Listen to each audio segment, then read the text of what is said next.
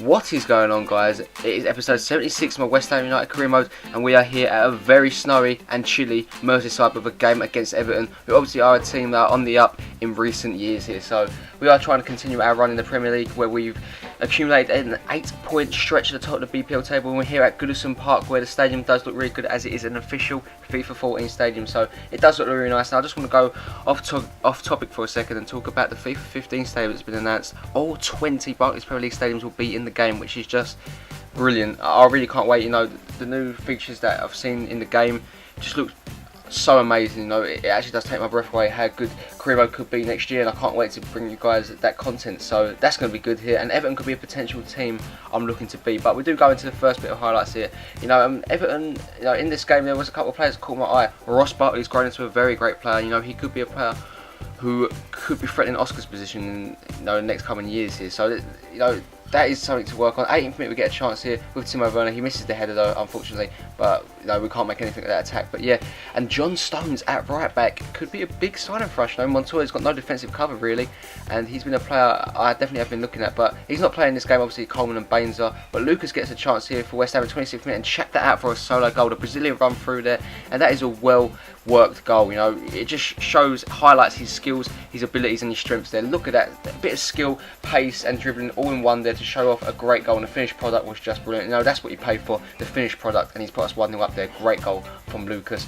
Now into the 28th minute, Everton do win a free kick here, well worked, as Jelovic lays it off to Kevin Rouse, who shoots from range, but that was always going over the bar there and not causing any problems for Thibaut Courtois, his fellow countryman, in net. Montoya onto the ball now for West Ham, plays it into Oscar, looking to make something happen here. Oscar Strootman onto the ball, who's done so well since joining West Ham in January. He takes his shot from range, it actually falls to Mario Balotelli actually takes the ball down there, but unfortunately cannot put it into the back of the net. Here comes Werner now on the ball here for West Ham. He's a great young German talent, I've always talked about him before. And here comes Oscar dribbling in and out of players. He takes his shot from range and trying to put his name there on the score sheet. Unfortunately he cannot, and you know, with rumours with Kevin De Bruyne and Ross Barkley possibly taking his place, you know, he could be feeling a little bit nervous here. Werner gets played in here, you know, and he's definitely keeping Suso on his toes. He's a great player, and the ball comes into Oscar, who does actually get his goal here right on half time. Great finish there from Oscar. I'm very proud of my boy from getting the goals there. Look at that. You know, I'm happy to see him celebrating that, and he is a great player. Very worked there from Werner. Yet again, he plays in Balotelli, and unselfishly Balotelli puts the ball across the goal, and Oscar was there waiting to put out probably one of the easiest shots into the back of the net ever. Here comes Balotelli now, and West Ham again being relentless on the attack. Werner cuts inside, plays into the oncoming Strootman, who's getting a lot of attacks in lately. Plays in Lucas. Is it going to be 3-1? Lucas, great save for the goalkeeper, but Lucas goes down for a penalty claim there, but Everton do eventually get the ball clear. So that was a very shocking scenes there, and Lucas, I don't think he dived, I think it was a penalty honestly, but he wins the ball back in. It doesn't matter because he does make that 3-0. What was Everton thinking? I think it was Phil Jagielka, you know, get John Stones in, that's what I'm going to say. But yeah, John Stones is definitely a target for West Ham United. I don't like commenting on targets, but John Stones is looking like a player that could be coming into the team here. And that leaves my question of the day, very early on too. Does John Stones come in, or Ross Barkley? That is a question. If you could have any one of these players, you know, providing the status of the team, obviously, would Barkley get a game if I'm looking at bringing in De Bruyne, Ravel obviously into the team already, and Oscar?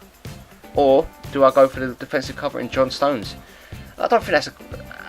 can I say that's question of the day? Yeah, that is question of the day. So what do you think? What do you guys think? You know, all honesty, Stones or Barkley? I know the majority of you are going to say Barkley, and as he does get a goal, let's make it 3-1. And speaking of the devil, he's popped up with a great goal there, and he's a real talent. But do I go with my instinct and go for John Stones? You know, for the better of the club. You know, because people are going to get upset. You know, likes of Ravel, the likes of Oscar, Bruno, if he does come into the team, they're going to be upset if I do bring in more centre attacking mids. So that is definitely a question there. Do I need any more cams, or do I just go for the cover? That is a topic that I'm really interested in. But you know, I'm waffling on here. No, 90th minute, Miranda picks up the ball here. He bullies himself through there yet again. He's really good at doing that. Plays it into Balotelli, and he should be finishing at the back of net. But unfortunately, the goalkeeper makes a great save there and sees the ball out of play. But nevertheless, that would be how the game finishes. Walk out of here with a 3-1 victory, and at 8 lead at the top of the table, still intact. You should hope. You know, we'll see the league table at the end of this video, but Chelsea lost and dropped points. That could be their season over, in my opinion. So we do looking to get some players here, and John Stones is definitely the first player we look at. 6'2", 21-year-old right back, I'm definitely interested in getting him. So I do inquire about him and see what they come back with saying. Look at that. He looks like a very good player, and I'm glad he's in the team. We do go into a Champions Cup game here against Juventus now. Obviously, we did knock out Real Madrid, and this team is not as good as Real Madrid. Let's be honest. They are probably the Italian champions, but they're not as good as West Ham. But I am playing a weakened side against these. It is at Upton Park and a reverse fixture. If needs be, the first team will play it and see if they can dominate Juventus. But I want to see how they could perform in this game. We've done the mammoth task of knocking out Real Madrid. Now Juventus. They're not, no disrespect to them, they're not as good as, oh, maybe they are. Suarez and Tevez up front and Vidal, Marquinhos. That is a very strong Juventus side, actually. But, no, seriously, they're not as strong as Real Madrid. But anyway, we're going to the first couple of minutes here, and as you would expect, Juventus start off on the front foot here. Marquinhos, a very attacking team at Isla, who's actually QPR banned in real life. That is a great sign for them. He puts the ball in Isla into Marquinhos, and his header is safely into the hands of Thibaut Courtois there. Courtois then throws the ball out, plays it into Rav Morrison. Morrison onto the ball now. Great bit of play there from Ravel as he tries to skip his way through the defence. Free at the back, he's always going to have a chance here. He does cut inside of Ogbono. He tries to get his opportunity, but it is tackled straight into the goalkeeper's hands in Akinfeev.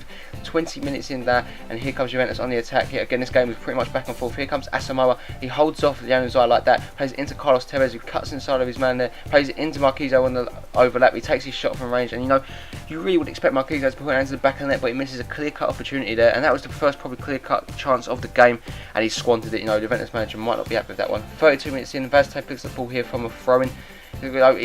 He's trying to waste time. He somehow cuts inside there with not even a bit of skill, just his body weight. He plays it into Rav Morrison, who has the easier task of putting that into the back of the net there. Rav Morrison is a great football player, and I don't want to comment on what's been involved with him in real life at the moment, but he's a great footballer, and hopefully he can come out the other end of it.